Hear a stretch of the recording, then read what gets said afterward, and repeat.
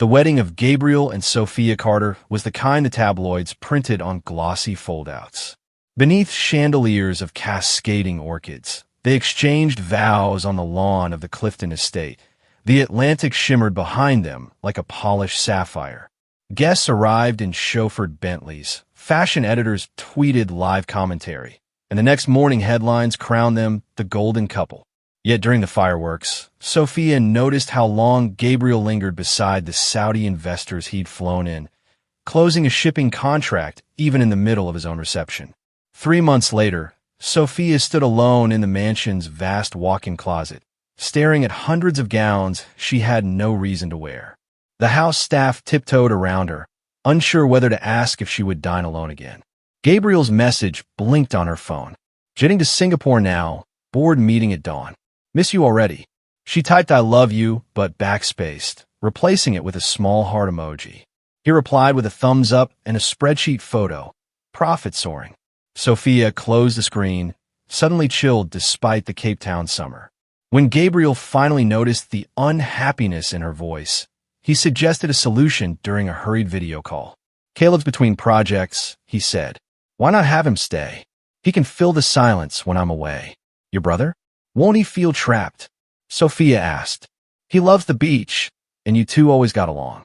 Please, Soph, at least until I wrap these deals.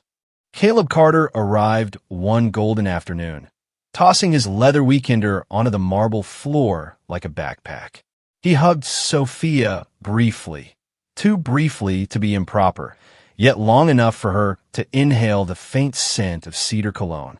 House still looks like a Bond villain's lair, he joked, spinning beneath the foyer's glass dome. Where's Big Bro? Do you even need to ask? Sophia forced a laugh. Tokyo, then Dubai. Figures. Caleb's smile faltered before he caught himself. Well, lucky me. I get the best company on the continent. At first, Caleb behaved like the playful younger brother Gabriel had described.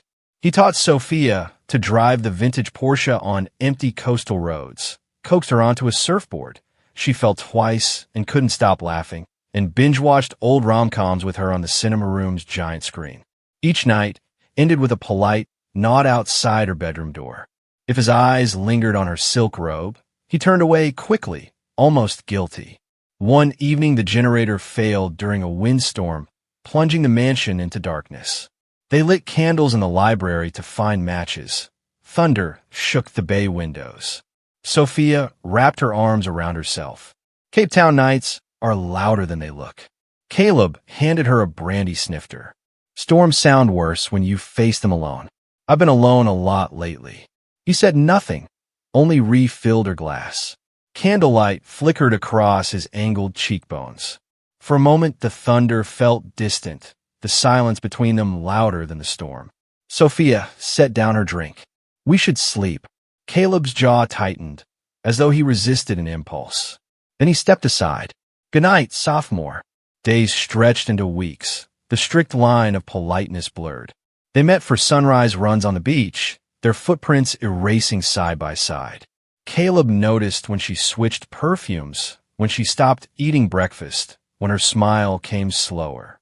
He listened, truly listened, while she vented about Gabriel's 15-hour workdays and voice notes disguised as conversations. One afternoon, Sophia dozed by the infinity pool. Caleb returned from surfing, droplets tracking down his bronze shoulders. He laid his towel beside her chaise and watched her sleep, sun turning the strands of her hair into honey. When her eyes fluttered open, their faces were inches apart. I must look awful, she murmured, touching her tangled curls. You look free, he said. Their gaze locked too long. Sophia sat up, panic rising. Caleb, this it's starting to feel dangerous. He exhaled, rolling onto his back. Trust me, I know. She grabbed a linen wrap and hurried inside, heartbeat thunderous. That night, she texted Gabriel twice. Both messages showed delivered, but never read. The line finally snapped during a charity gala in the mansion's ballroom. Gabriel had intended to host with her, but a merger in Frankfurt pulled him away hours before the first guest arrived. Sophia greeted donors alone, the smile on her lips like glass about to shatter. Caleb circulated effortlessly, cracking jokes, flattering patrons. Near midnight, he found her on a balcony overlooking the sea, tears unnoticed in the darkness. "He didn't even send an excuse," she whispered. Caleb's voice softened. "You deserve someone who chooses you first." When she shook her head, refusing to cry, he cupped her cheek with salt-cool fingers. "Sophia, look at me." The first kiss was soft, hesitant, the hush of two broken halves clicking into place. She pulled back, stunned by the rush of warmth. "This is wrong. Does it feel wrong?" She should have answered yes. Instead, she closed her eyes and kissed him again. Guilt came in waves, yet each new dawn found them tangled beneath linen sheets in the guest wing Caleb now occupied. They laughed at how the corridors echoed, careful to part hours before staff woke. Caleb teased her, "We're the most badly behaved millionaires in Africa," and she laughed into his shoulder, believing she'd finally found the devotion she craved. But devotion was only part of Caleb's desire. Resentment simmered under every embrace. Years of being Gabriel's brother sharpened his hunger for more than romance. He wanted the empire itself. One lazy morning, while Sophia sketched dresses in the sunroom, Caleb studied her from the doorway. "Ever wondered why Gabriel really married?" he asked. She looked up puzzled. "For love, of course." Caleb stepped closer. "Soph, love is a calendar entry to him. Marriage secures image and investors. You stabilize his family man brand while he chases bigger fish."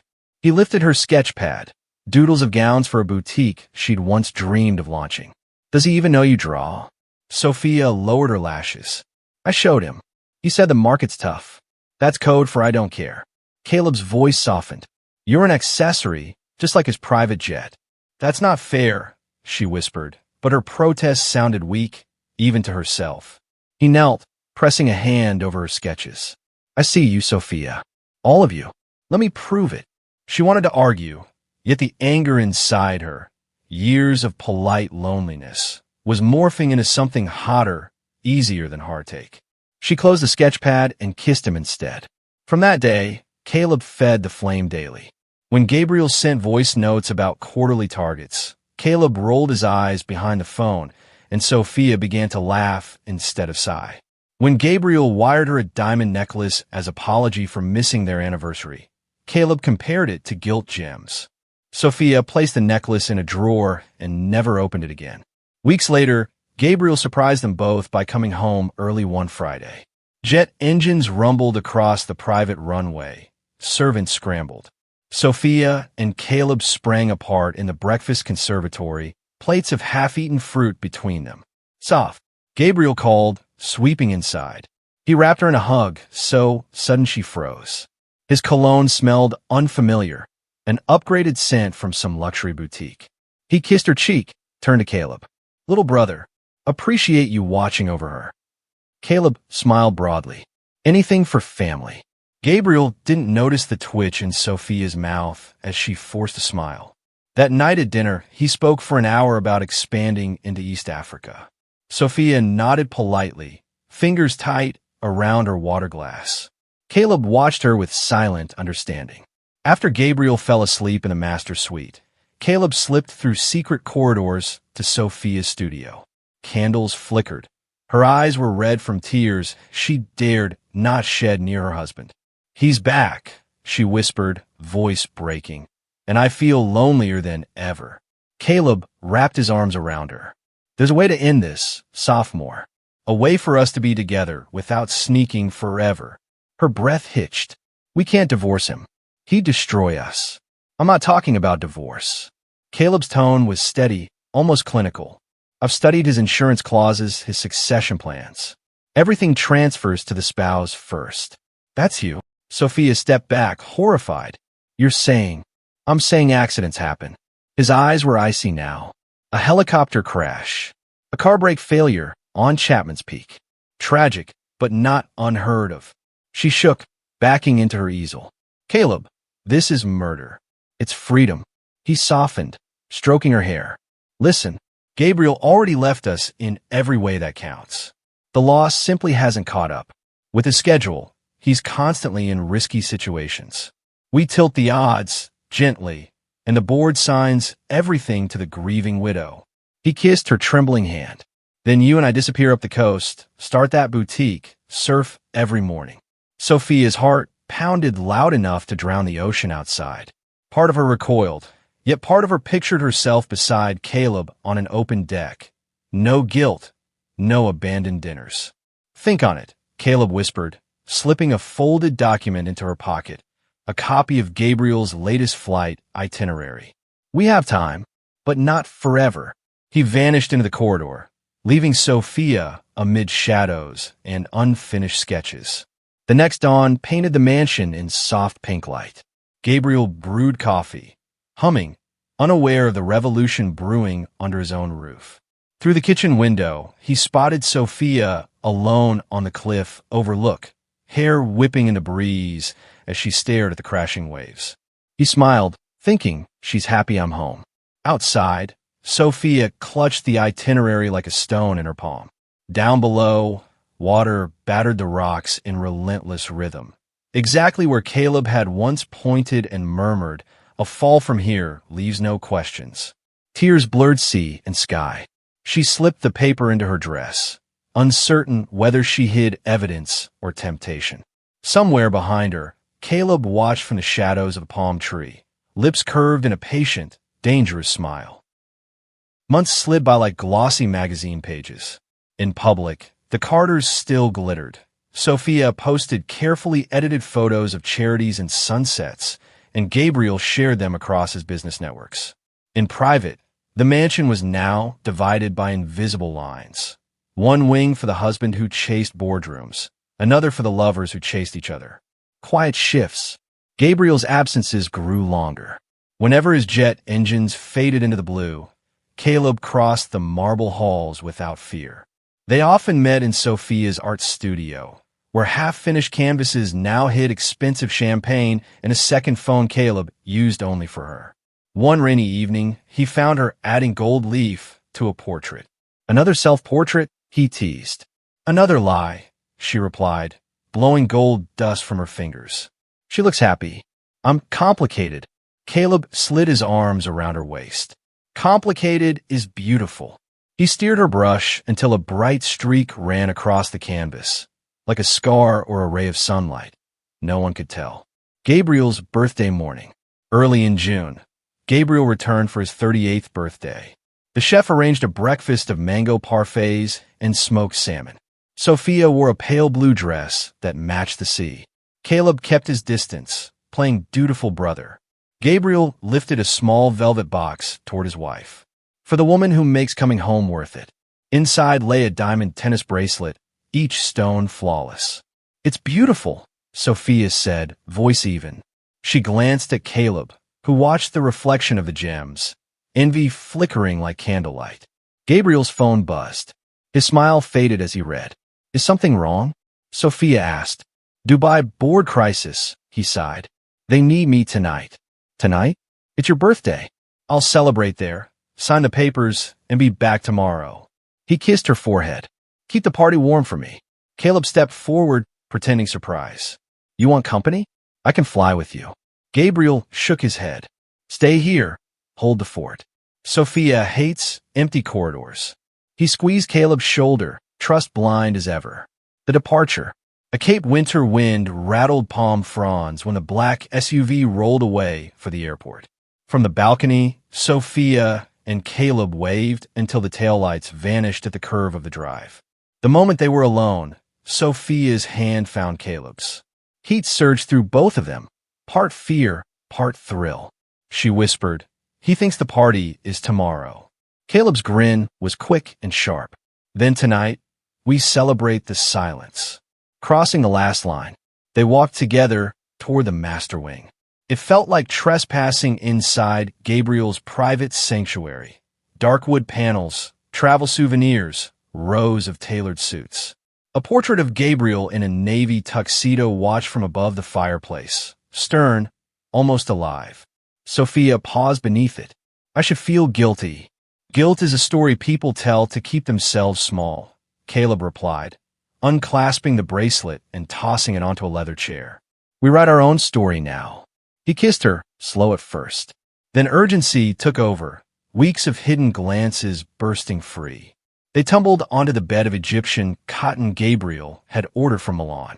Outside, waves crashed against the cliffs, matching the rhythm of their breathing. Between sheets and secrets. After, they lay tangled in the blue-gray dusk. Sophia traced the scar on Caleb's shoulder from a childhood surfing accident. "He saved you then," she murmured. Caleb's jaw tightened.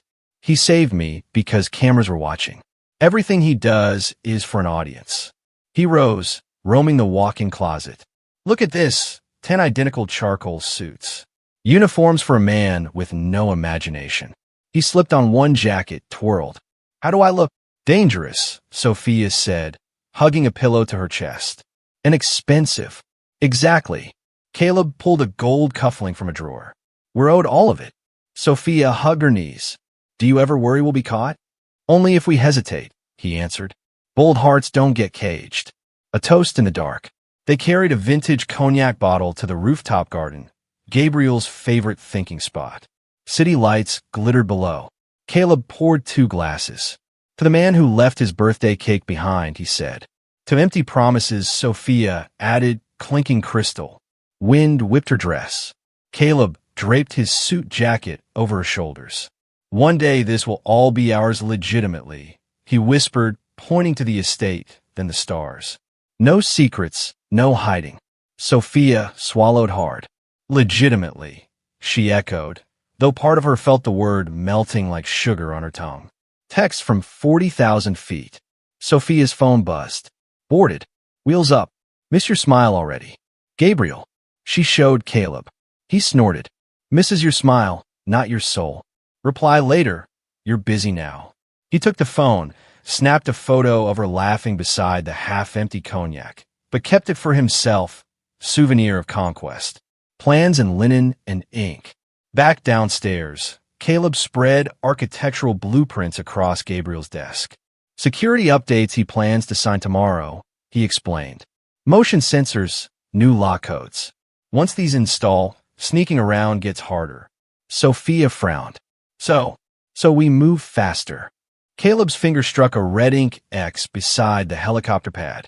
"He flies to Nairobi next month. We angle the maintenance log just right.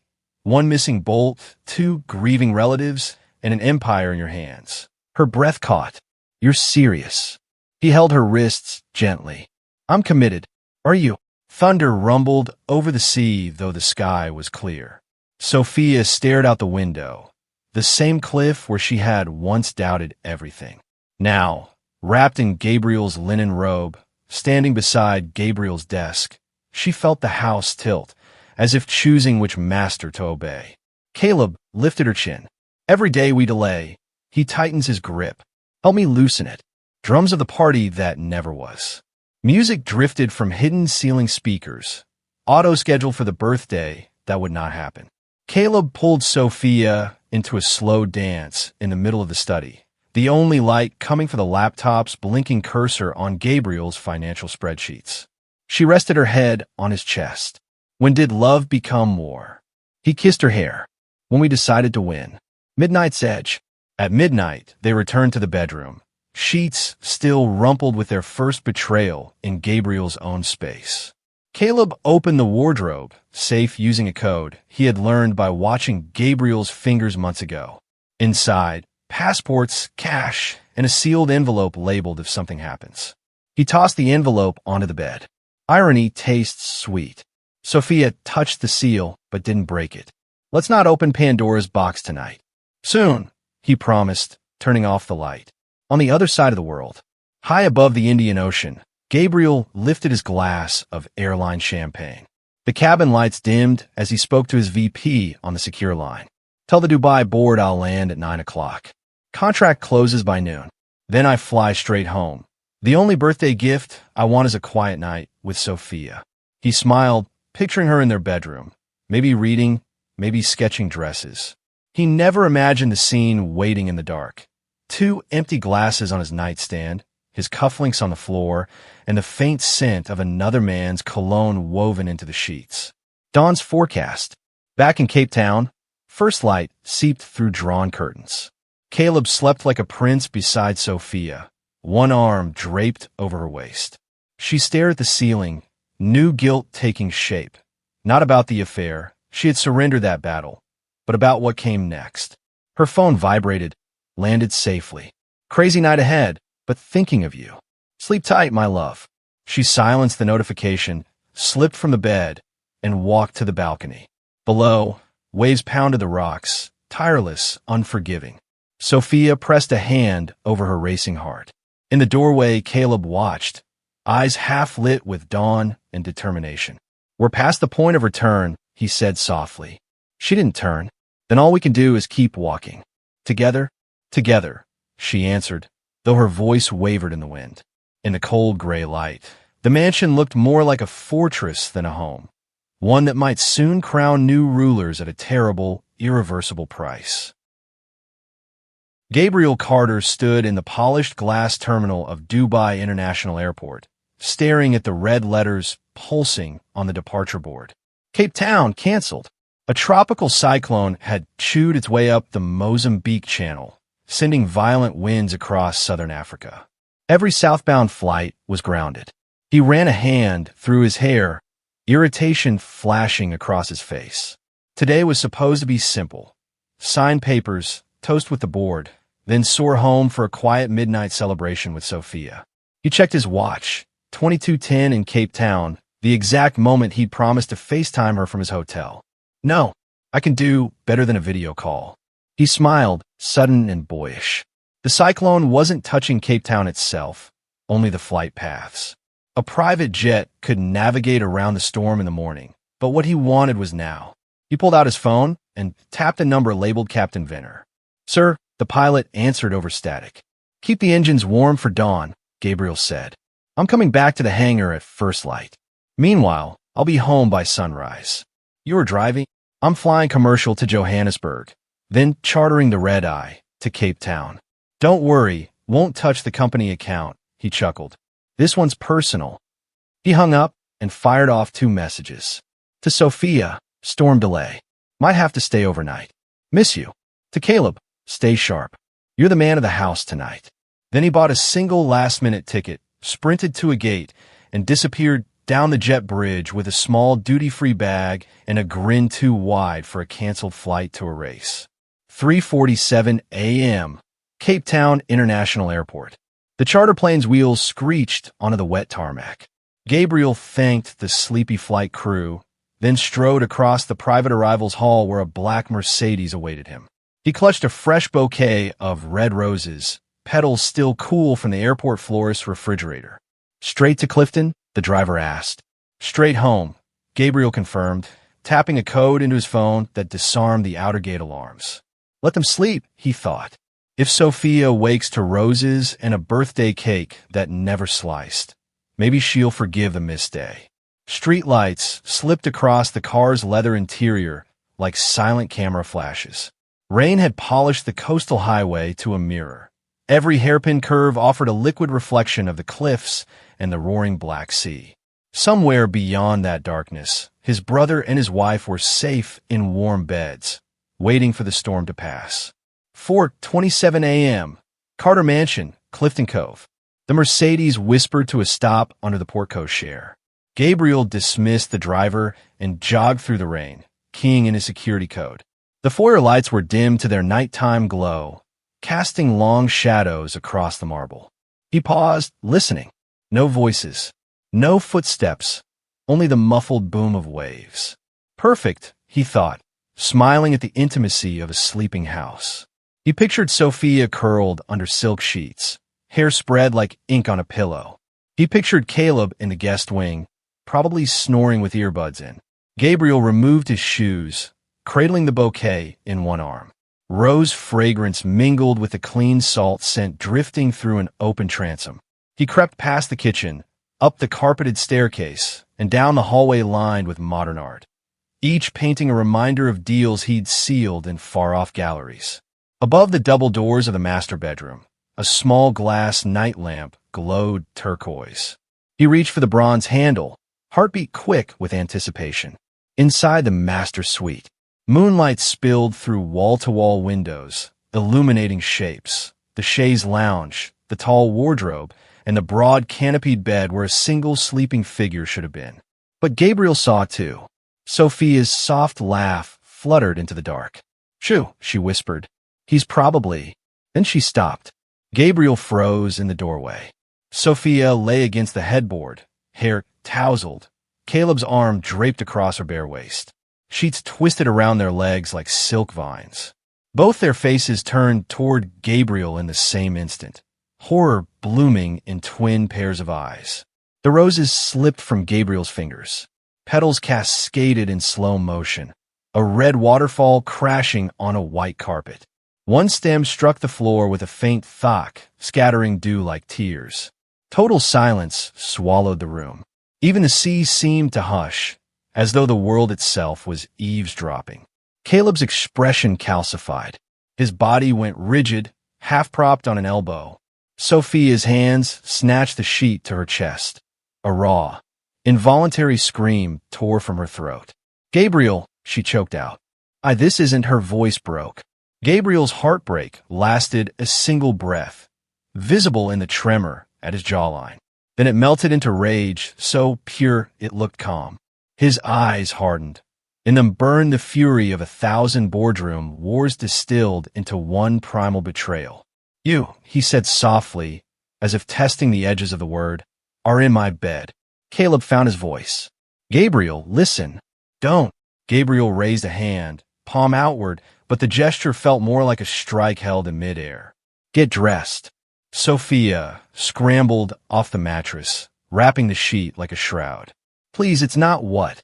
Not what it looks like." His laugh was a sharp bark. He kicked one of his abandoned loafers across the floor. It ricocheted off the wardrobe. "Enlighten me, Sophia. Explain how my wife and my brother naked in my bed is misunderstood." Tears streamed down her cheeks. "I was lonely. You were always gone. So you chose him?" Gabriel turned to Caleb, voice dropping to a lethal whisper. "My own blood, Caleb." Caleb swung his legs off the bed, gripping a pillow in front of him as pointless modesty. He forced eye contact. "I never meant." "You never meant to what?" "Stay powerless forever."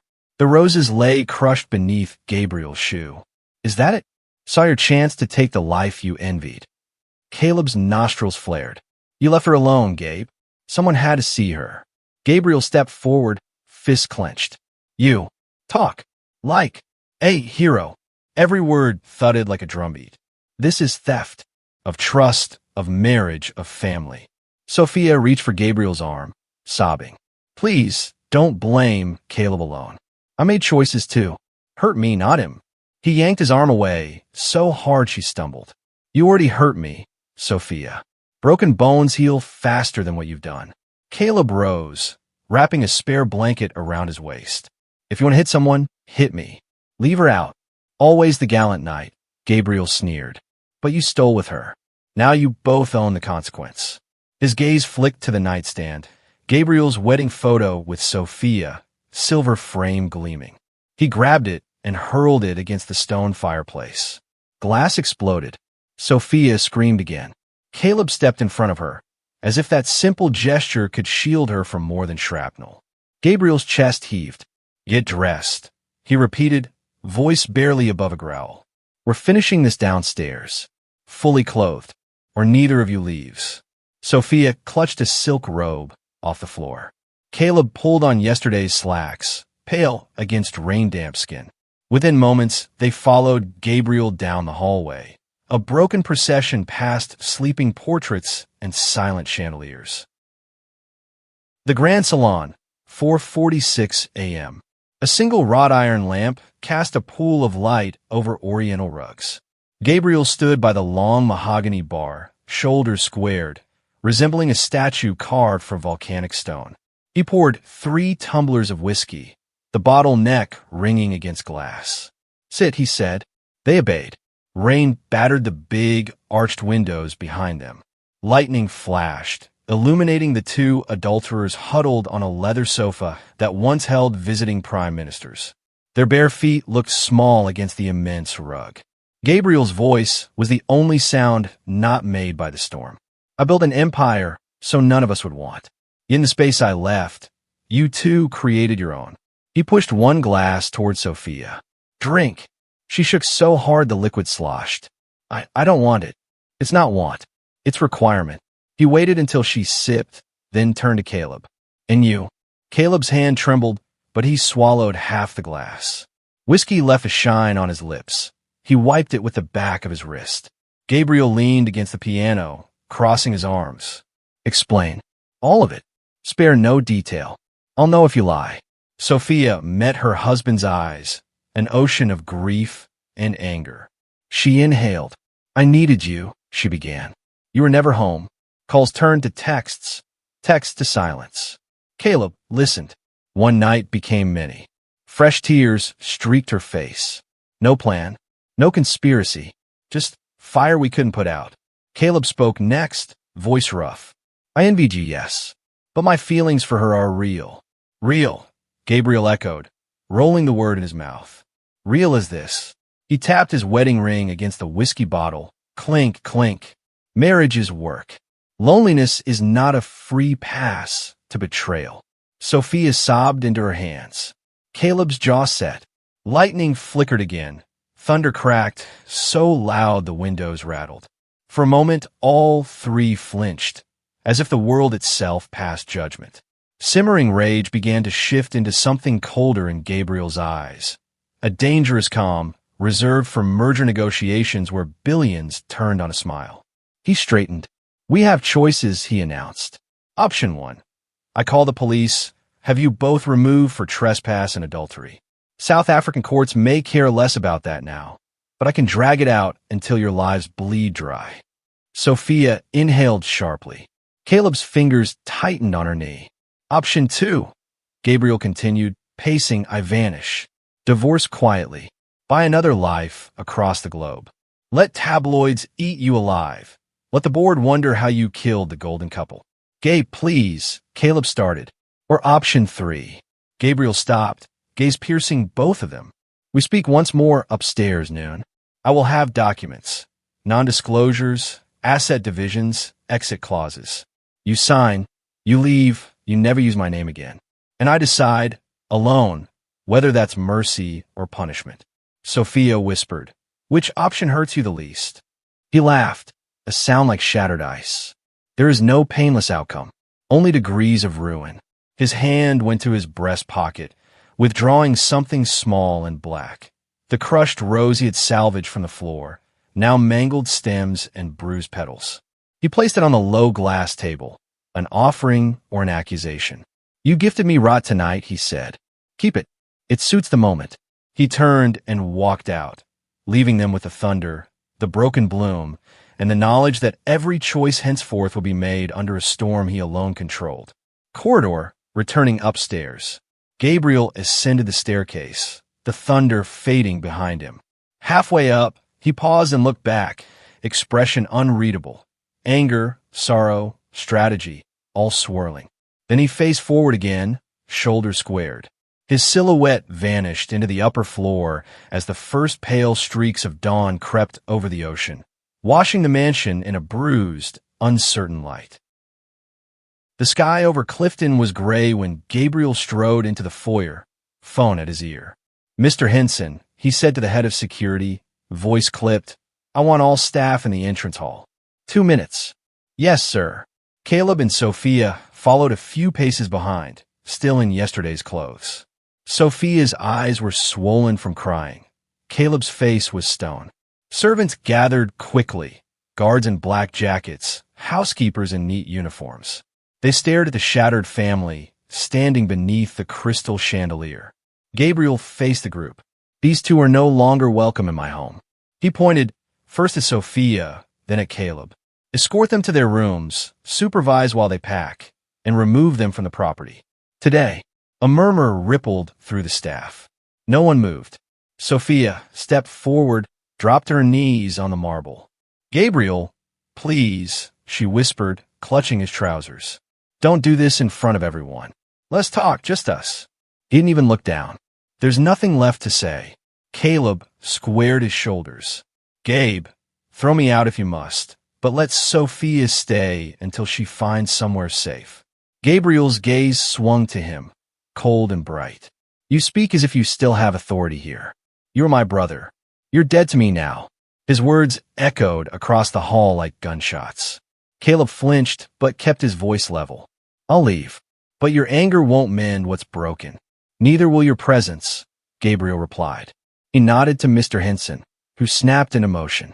2 guards helped Sophia to her feet. She tried to cling to Gabriel's hand.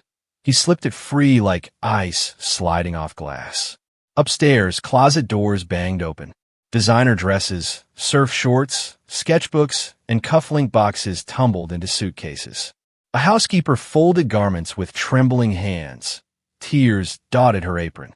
She had watched Sophia dance in those gowns, had laughed at Caleb's jokes in the kitchen. Now she dare not speak. Sophia stood by the window, robe cinched tight. Where will we go? She whispered. Caleb zipped his single suitcase. Anywhere but here. We'll figure it out. Yet doubt flickered in his eyes. Outside, the estate gates looked higher than any prison wall. 20 minutes later, they walked back down the grand staircase. Their luggage waited by the door like exiled pets. Gabriel remained near the fireplace, arms crossed. Sophia approached once more. I loved you, she said quietly. Part of me always will. Gabriel's face didn't soften. The part that mattered died last night. She bit her lip, nodded, and turned away. Caleb paused beside his brother. For what it's worth, I'm sorry. Gabriel's silence was heavier than any reply. Security opened the doors. Wind swept through, scattering the fallen rose petals still on the floor. Caleb and Sophia stepped over them and crossed the threshold together. Their suitcases were lifted into a waiting taxi. Tires crunched on gravel. The gates groaned shut behind them.